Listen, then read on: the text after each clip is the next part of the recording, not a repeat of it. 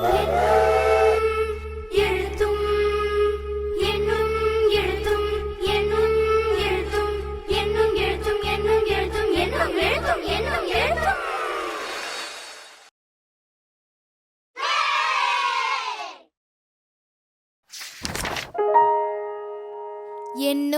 எழுத்தும்.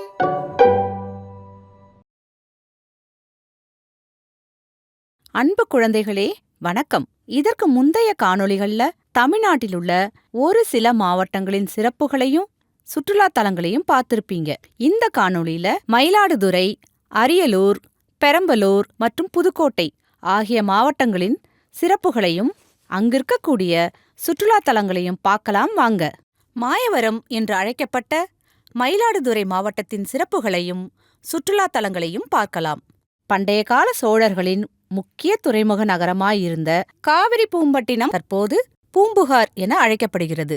இது இம்மாவட்டத்தின் முக்கிய சுற்றுலா தலமாக விளங்குகிறது. இம்மாவட்டத்தில் உள்ள தரங்கம்பாடி கடற்கரை மற்றும் தரங்கம்பாடி கோட்டை மிகவும் சிறப்பு வாய்ந்த சுற்றுலா தலமாகும். சரிவக வடிவத்தில் 3 அறைகளை கொண்ட இக்கோட்டை தற்போது அரசு அருங்காட்சியகமாக இயங்கி வருகிறது.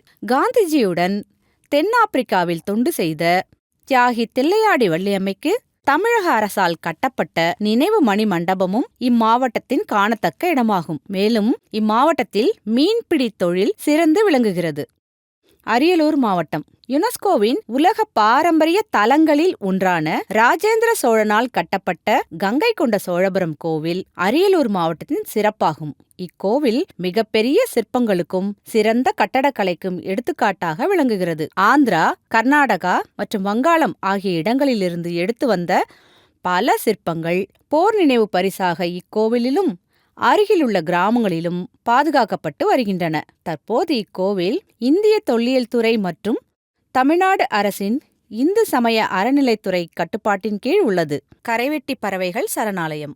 இச்சரணாலயம் புலம்பெயரும் நீர்ப்பறவைகள் அதிக அளவில் வந்து கூடும் இடமாக பதிவு செய்யப்பட்டிருக்கிறது. இச்சரணாலயத்தில் உள்ள 188 பறவை இனங்களில் 82 இனங்கள் நீர்ப்பறவைகளாகும். அரியலூர் மாவட்டம் சிமெண்ட் உற்பத்தியில் சிறப்பான இடத்தை பெற்றுள்ளதால் இம்மாவட்டம் சிமெண்ட் நகரம் என்று அழைக்கப்படுகிறது. பெரம்பலூர் மாவட்டம் பெரம்பலூர் மாவட்டத்தின் முக்கிய சுற்றுலா இடங்களில் ஒன்றாக ரஞ்சன்குடி கோட்டை அமைந்துள்ளது. இந்த கோட்டை கர்நாடக நவாபால் கட்டப்பட்டதாகும். அடுத்து நாம பார்க்க போவது மயிலூற்று அருவி. இந்த அருவி பெரம்பலூர் மாவட்டத்தில் உள்ள பச்சைமலை அடிவாரத்தில் அமைந்துள்ளது. இது ஆண்டின் பெரும்பகுதி வறண்டிருப்பினும் அக்டோபர், நவம்பர் மாதங்களில் பொழியும் மழையால் இந்த அருவி செழிப்புற்று சுற்றுலா ஈர்ப்பு பகுதியாக விளங்குகிறது.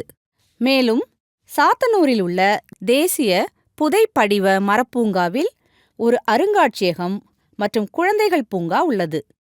இங்குள்ள கல்மரம் 18 மீட்டர் நீளம் கொண்டது. இது 10 கோடி ஆண்டுகளுக்கு முந்தையது. பெரம்பலூர் மாவட்டத்தில் கரும்பு தோட்டங்கள் அதிகமாக உள்ளதால் சர்க்கரை இங்கு அதிக அளவில் உற்பத்தி செய்யப்படுகிறது. புதுக்கோட்டை மாவட்டம் சித்தன்னவாசல் சமணர் கோவில் புதுக்கோட்டை மாவட்டத்தின் முக்கிய சுற்றுலா தலமாகும்.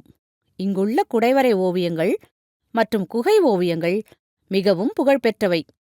மலைகளிலும் குகைகளிலும் வடிவமைக்கப்பட்ட கோயில்களும் விராலி மலையிலுள்ள மயில்கள் சரணாலயமும் பிரதான சுற்றுலா தலங்களாகும்.